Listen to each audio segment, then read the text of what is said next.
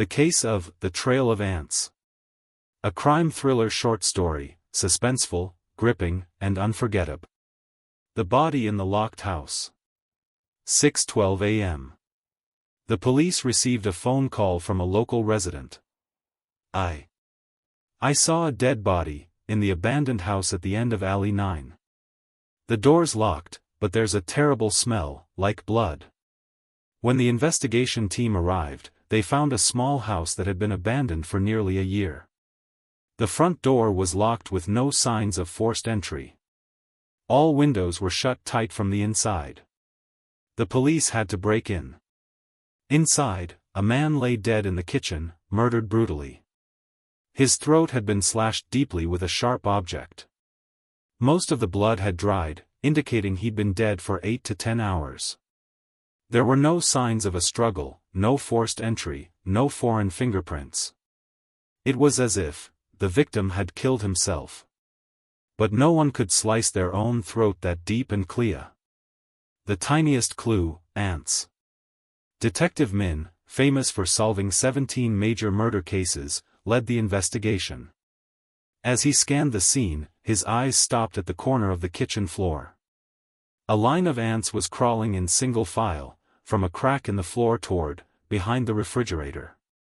"Don't touch anything," Min shouted as an officer moved to swat them. Min knelt down to observe.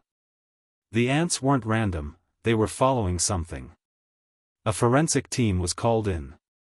After a scan, they discovered a tiny blood droplet near the ant trail, outside the main pool of blood, barely visible to the naked eye. And the ants were following that droplet. The back door. The ants led the team to the back door of the house, which was also locked from the inside. But then, they noticed something odd: scratches and tampering marks around the inside lock, as if someone tried to make it look like no one had left.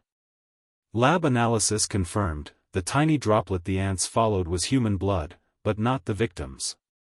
The blood type was completely different. So there were 2 people bleeding in this house. A mysterious victim. The dead man was identified as Tran Van Tai, 36 years old. A former inmate with a long record of theft. He had no job and had just gotten out of prison 6 months ago. Locals said they'd seen him visit the house at night. Sometimes, he wasn't alone. After scanning nearby security cameras, police found blurry footage around 2 a.m., a man in a black cap and jacket limping away from the alley, bleeding from his left hand and dragging a large bag. Bloody footprints.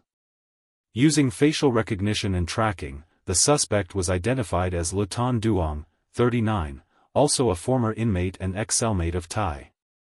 When police raided his rented room, Duong had fled. But he left behind a pair of worn shoes.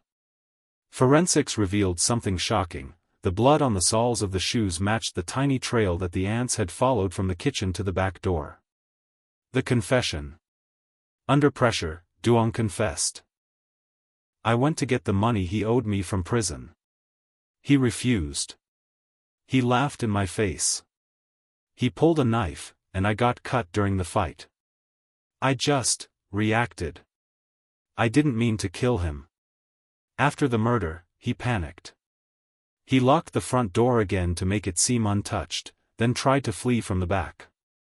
But while trying to open the back door, a few drops of his blood had fallen to the floor, something he hadn't noticed.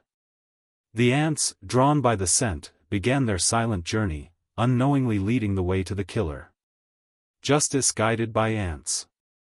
In court, the key piece of evidence was the blood trail discovered thanks to the ants, along with the shoe prints linking Duong directly to the crime scene.